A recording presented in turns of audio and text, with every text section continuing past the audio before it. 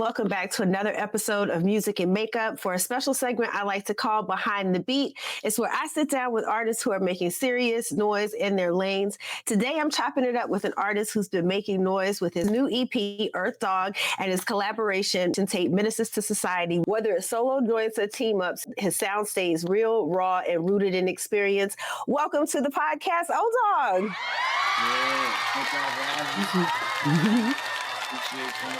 Yeah, All right, so yes, thank you for coming on to the podcast. For listeners just meeting you, and I'm curious because I've been wanting to know this. I want you to explain to how you got your name because I have a feeling I know, but I want you to explain it. So, funny enough, I didn't grow up with that name. That's my real name, not O Dawg, but my real name is Odyssey. It's pronounced like Jodeci. Yeah, like that's my real name. I'm the third, so it's three of us. Two of us, you know what I'm saying? Funny enough, the name O Dawg came about. Only one person was ever calling me O Dawg. You know what I'm saying? That was my man's from college. And he used to just pull up on me and be like, yo, what up? Because I done got so many different nicknames, you know, O God. You know, just it's always something. I got one of those making a nickname. So when he told me O Dawg, I already knew about the movie. And I was like, damn, I never seen nobody make that distinction. When I started rapping, I hit him up. I was like, yo, I'm gonna use that name. Make it $1 million name, and that's the story behind that. So what was like your first introduction into like the world of hip hop? I think that all started when I was born. My earliest memory of just rap in general was probably like Where I'm From by Jay-Z. Like that's like earliest, and that's like probably 99. I'm like 3 years old. My brothers and still listening to Mace. My sister, she listens to Leah, you know, all that type of stuff, and Maya and everything. So I came right into that time period of like what you would call like the golden era of music. I didn't have family members that rap. I didn't have family members that sing. We come from a very musically inclined lineage of people. You know, I always had a love for music. I was playing drums in my church from like a real young age. Yeah, that's the only reason why I wanted to go to church, for real. Just bang on the drums, you know. Drums, yeah. And listen, the drummer is very important in church. As someone who used to go to church like a lot, grew up in church, the drummer is a very integral part of service. Yeah, I used to sit there watching, and even when the pastor wasn't speaking or the song wasn't playing, the pastor was still a word, God, and he hit the and it was like, damn, that's hard, you know. So that was like my real earliest like influences of just how powerful music is. And rap music, I always love rap, but you know, like I said, I have family members who did it, and I had a who raps. He raps currently, Rem. So I never really wanted to pursue it. It wasn't until probably like I always tell it. It's two stories, but I always tell this one story quick. But I was in high school and there was a talent show. And my man's Alex, he made beats at the time. I had a lot of friends who made beats. They used FL. It was into like Logic, you know, stuff like that. So he ran up to me. He was like, "Yo, bro, I'm in the talent show." And I'm like, "Word, that's what's up, bro. That's good shit." He's like, "And I put you down." I'm like, "What I'm gonna be doing?" He's like, "You gonna be rapping?" I'm like, and I got so mad. I cursed him out. Why you rap, nigga? Oh, rapper, nigga. So fast forward to the day of, I ended up like doing really good. Still didn't like it. Still wasn't trying to make it a thing yet. So 2016, I was out of school. I didn't really know what to do with myself and stuff. So those same group of friends, they actually started making music and taking it serious. Actually, one of my homies from college, he sent me, which now he does work with like HNAP 12E and like, you know, UFO Feeve and a couple other people. Now, so he sent me a beat back then, and I recorded it in my mother's bathroom, and I sent it back to him. He was like, "Yo, bro, stop playing. Let's do this shit." And fast forward, here we are now, almost 10 years later. That's what's up, especially from like coming from not wanting to do the talent show. Well, so like, I would hit my friend up right now and be like, "Yo, bro, how bad did I curse you out?" I was like, from period to like the end of the day, even when the lunch, I'm like, "Nigga, why you did that?" So, you know. Who were some of like your earliest influences? I know you said like, because I'm gonna say Jay-Z's like Where I'm From. That's like excellent song to be like your entrance into hip hop. But who are like some of your early influences, like locally or industry wise? Early on, I gotta say Nas. I grew up a Nas fan. Even though I said the Jay-Z thing, Nas was like he was pinnacle for me. It's also not for the weak of heart to be a Nas fan because I'm probably out of my family Nas fan. I like Jeezy too. Everybody was rocking with Fifth and them and Dance and the whole Coke wave shit. So it was hard for some years. It wasn't till them Hit Boy albums. I'm a Nas fan, and I know what you mean when you said it's hard being a Nas fan. I'm like, yes, it's either two camps: people that just loved Illmatic, and then they didn't like anything else, and then people that just didn't like him at all. It was written. I felt like this is way swaggy and like Illmatic is fire for what it is, but it was written was when he doubled down and like I actually could. I'm picturing who Nas could that be. You know what I mean? Like there's a million people that's gonna try to remake it. Like I'm not saying I could make Illmatic or you could make Illmatic, but the perspective of Illmatic is like if I lived in the P's, I could just make it Illmatic because I'm just snapping about what I'm seeing, what I'm going through. It was written is like that's conceptual, like that song. Like you feel me? Like he's getting it and giving you a hit or giving you a banger. Like it's so much storytelling on it was written. It was written as like a show of Nas's pen and his storytelling abilities. And I just know a lot of people were just very sore about him not using like the same producers, and that's a whole nother argument for another day. I think the Lauryn Hill single kind of it being commercialized kind of makes it like one of those albums where he was trying to go pop, but I'm like, nah, you guys. Nah, like Silent Murder. I was just listening to Silent Murder, yeah. Silent Murder, Black Girl Lost. Like I didn't feel I didn't feel like there was anything on that album that was like where I felt commercial. Now maybe the next album after like Nostradamus, I felt like that was him maybe making an attempt at going commercial. But I feel like it was written was a sweet spot where it did have some commercial records, but it also had like some street stuff. One song I'm trying to think of, I Made It Like That. I Got It. Like that was not. Yeah, come on. Oh yeah, come on. That's not a commercial record. But yeah, people give It Was Written the blues all the time. And Nostradamus and I Am biggest MP3. Like now, you gotta understand, artists now can get their album leaked and it's nothing. Album leaked in 98, 99. There is no like everything is still physical. It's like, damn, I gotta go back to the studio and now I done had 2 albums worth of shit. So now you're telling me I gotta go back to the studio and now make a whole other 2 albums and then it was a double album and then he had to split it.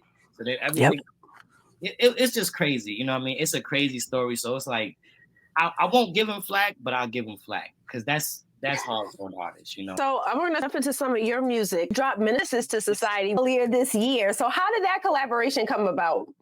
My boy DVNthony, my boy. So DVNthony, we've known each other for probably 2021 when I first got into the underground scene and everything like that. He was staying out in New York at the time and ended up going back, I think, to the ocean side, I think around 2022 or 2021. We had kept in contact just throughout the years. And we had this one song through a mutual producer that we know. For years, we was trying to get this song out. We was like, yo, why bro don't... But we never really pressed the issue. We would just be like, why bro don't want to put the song out? It's like, I don't know. Then another year passed. Until we finally was like, yo, man, like, let's press this nigga and like get the song out. So we hit, shout out to PQ. So we actually got the song out and everything. That was the Rising Tides joint.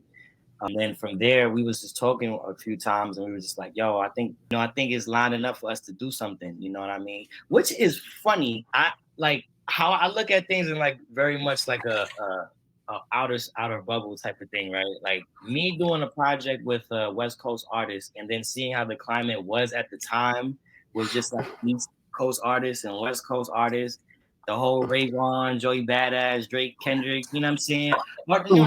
Drake not even from New York, but he's still, Canada is like right up the border, you know what I mean? So he's still like it's still 2 opposite sides. So I always put that to like damn, like, I'm on a whole other side. I'm not even what them dudes is on. You know what I mean? I'm more on the collaborative effort of just trying to work with anybody from whatever coast. You know what I'm saying? As long as the shit good, you know, we made it work with just like the distance and the time zones and everything of that nature. And yeah, I'm not gonna lie. Like, shout out to his manager Prez. You know, Prez, he works with Payday LA. He had hit me up too, and he was like, "Yo, I got some gigs out of South by Southwest. You trying to come out there and do some shows and shit?" So we linked up. We ended up doing some songs from off the tape, and that was fun. Like that's something that I'm glad that I got under my belt, or glad that I could have with somebody, like a collaboration tape where we're like cohesively working together. We pick the beats. We got Showboater on the album. You know what I mean? My boy Halal Seeds. We got some of his guys. So it wasn't just like I got these producers. We're gonna work with these producers, or he got these producers. It was like I got this guy. What you think about this guy? What you think about that guy? So we kind of bounced a lot of ideas off each other. You know, obviously my name O Dawg. He's from Oceanside, which is like a border between I think San Diego and LA. So it's like, you know, that project came and that's probably one of my favorite joints right now. You know what I'm saying? Like I still go back and listen to a few of the songs. So you told me about the title of Menace to Society. I was gonna say, did it reflect like the energy in your life at the time, or was that just something you all kind of came off with, like a play off of your name? What's funny is I do have projects like that. I would say for people to listen to a project, I would say Rogue Raps with me and Wavy to God. That's a project where I feel like personally when I listen to it, that reflects my life at the time because like life wasn't life in the way that is life in now. Like good things happening. So before it was like life ain't really doing too good, but music is there. And so whenever I hear that project, I'll be like, damn, I remember like those times where it's like I was like super optimistic to, you know, break in the door and like, you know, show myself and show that I was capable and that I belong and type shit like that, which I knew already, but just for certain things like outside of life, I would say I have a couple projects like that too, but this one was more so like just a collaborative effort. You know, I had fun doing this really. I felt like it was more like because I was excited to work with DVNthony, to work with bro, and then work with all the producers, and then to meet his people, and you know the collaborative efforts on the social media, how we was marketing it, promoting it, and stuff. So we can always still shoot more videos. If I go to Cali, I mean it's up. We talked earlier about like the production and how you kind of went along with picking beats.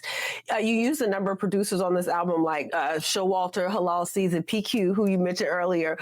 What do you find is like the benefit of using different producers over maybe just like having one? That's a good question. And I think about that a lot because I have a few projects with one producer. Right here, this is Illegal Tender with Grim Doza. He's a producer from from Jersey and stuff like that. So it's refreshing to cohesively have songs that aren't made from the same person, or beats production that aren't made from the same person, and it actually body will work. Whereas it might be easier to tell, like if I did a project with one person, it might be different sounding beats, but you know that he might have a sound in there that he's always going to use, or they're always use, or maybe pattern or drum, or you know what I'm saying, something. It'll always be something reoccurring to leave their mark. Whereas like multiple producers, it's like, damn, you don't know what you're gonna get. You might get a lo-fi beat, you might get a beat with no drums. You know what I'm saying? I might even throw a trap beat, little drill beat. You know what I'm saying? Right. I kind of lean into more because I show more of my versatility because I do more than like the style of rap where it's just like, you know, I like to bar it up a lot, but I also, you know, I still like to do like, you know, other sounding forms. I don't even know what to call it. People have names for these things, but I don't like the boom bap, Jersey bop. You know, it's all rap. know, the technical people they call it that. I just call it. I'll just rap. You know what I mean? Whether or not I say less words, I use auto tune, or I'm singing. I got you. It's music. I do too. The technical terms be getting me, and I'm like, I just like it. I just like this style of music. Everything is so sub-genre out. So yes, this and this genre of this and this chord. Damn, chords is better than my chord. Now, was that a one-off project, or are you all going to build towards more? I know you said you talked about visuals or what have you, or you were open to shoot like videos, but were you all working towards like maybe going back to the studio or thinking of doing something else together?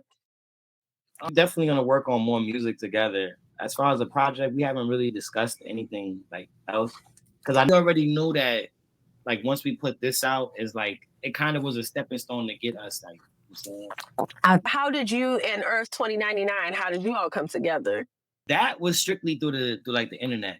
I never Mhm. met bro before, but he seemed like a cool dude. You know, he hit my inbox and everything. Was like, yo, I want you on these joints. It came out to be, and then stuff like that happens. That's where it's like known to the army in a sense, like not like you my soldier, but just more so on like, damn, like I could hit you up for beats now. Like I could hit you for production, or you know what I mean. You could hit me up for this, and just as long as everything is cohesively just like making sense.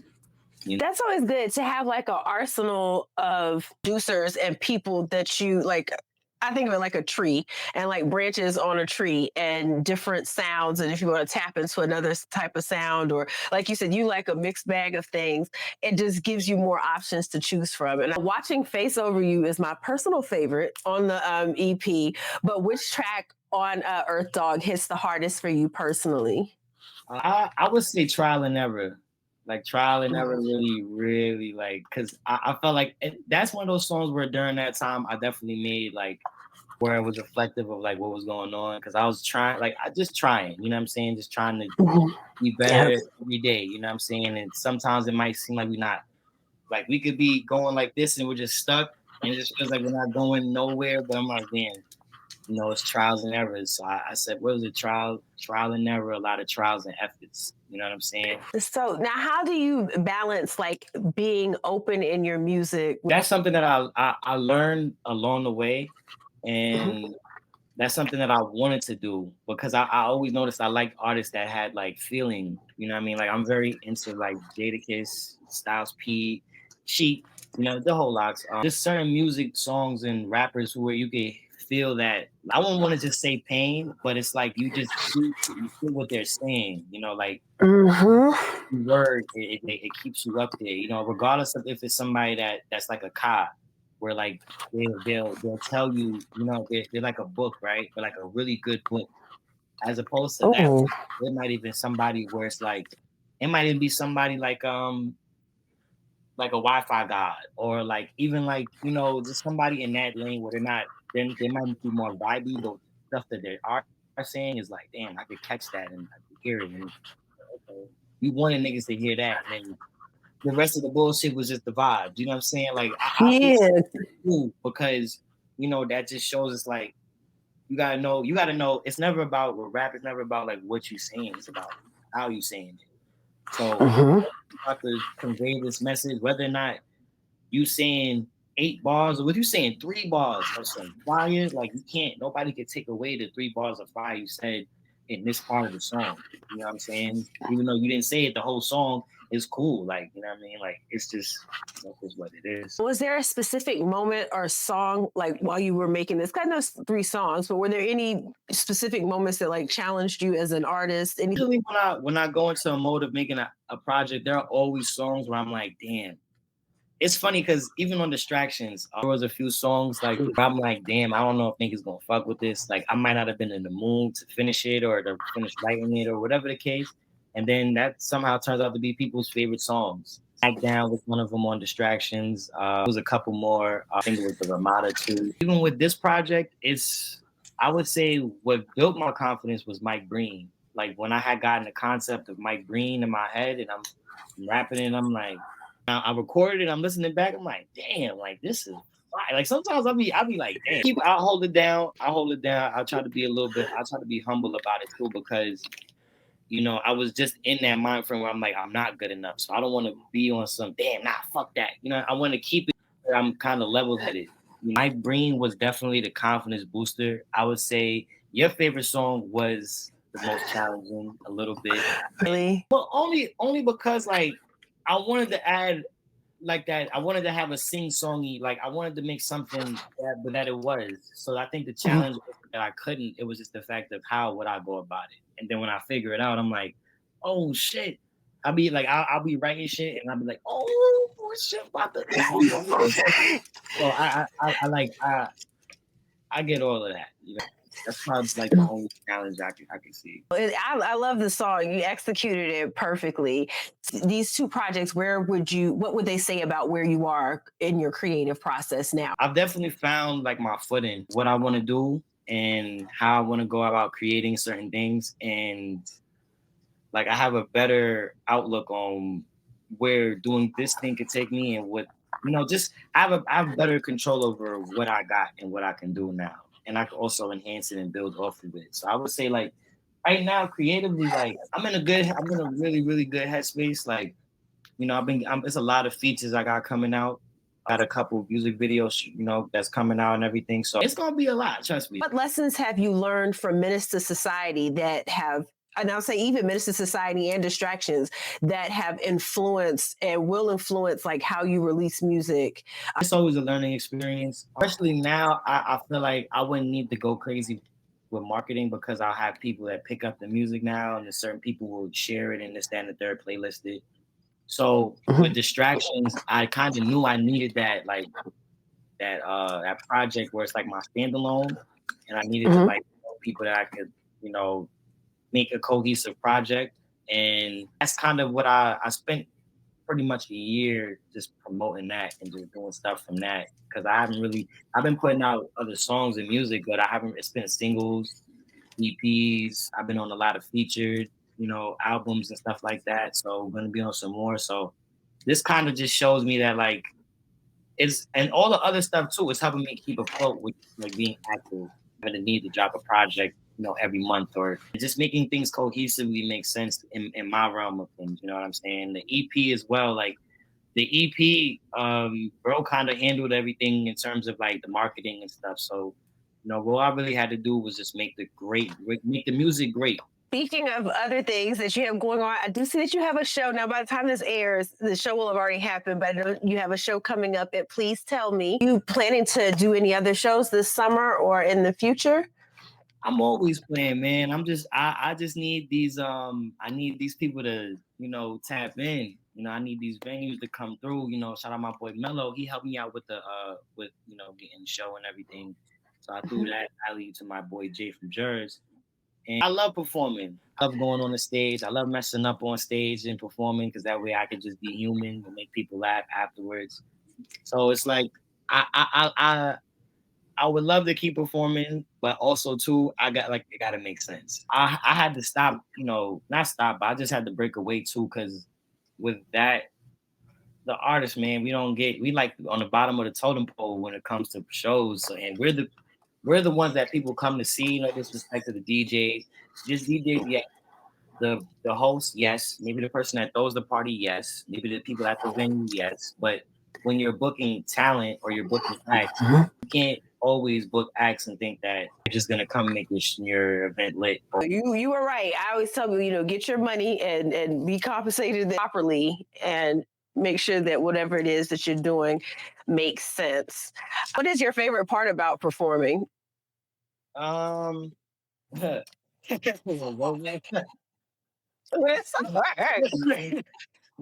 I'll be like, yeah, I can drink now. Yay! Nah. Oh, so how do you prepare for when you have like an upcoming show? How do you prepare for that? Usually, I used to start off with like a couple shots. Then I'm thinking you about to tell me you make it. I'm going to talk about you exercising. I do that too. I mean, when I get to the yeah, okay. I'm exercising and working on the. Okay. When I get there, I'm a little nervous. I might smoke. Sometimes I don't want to keep smoking and just be too. So now I'll probably do nothing. I might just go on a stage sober. Just to fuck niggas happy. That's what's up. So, yeah. Any dream collabs on your radars, like producer or artist wise? It's funny. And somebody asked me about this. Somebody that they do work with Rock Nation, but they would ask me about the same thing, and they were just like, oh, who we want to work with? I don't really have nobody I would want to do it with. I'm more of a person where I gotta meet them. Like I do have people that I like, people that I like. I don't know. I'll throw it up in the air, you know. It's good that you go off of like needing to meet people and needing to see like what the vibe is before automatically saying like, yes, I want to work with this person, because sometimes, you know, musical styles or like the way people work, all that stuff doesn't work. So, and like the vibe is off. So, what advice would you give to an artist that was like trying to get into music right now? Buckle up. Buckle up, man. It's overnight is not. Mm-hmm. But I would just tell them for real, like, yo, just know what you want to do, even when you don't know what you want to do. Just have some type of idea, and yo, buckle up. Buckle up. Buckle up. Buckle up, man. Jeez. All right. And so finally, let our listeners know where they can tap in with you and support your music. Follow me on Instagram at O Dawg ODAWG.gr. iTunes, Apple Music, O Dawg, Spotify, O Dawg, YouTube, O Dawg GR. Make sure you add GR on YouTube. I'm trying to find me. And yeah, that's pretty much it. Well, thank you, O Dawg, so much for coming by the podcast and talking with me. That is our interview, Saints and Eights. Be sure to like and subscribe for the latest in music and makeup. That is my time. Till next time, love you. Bye.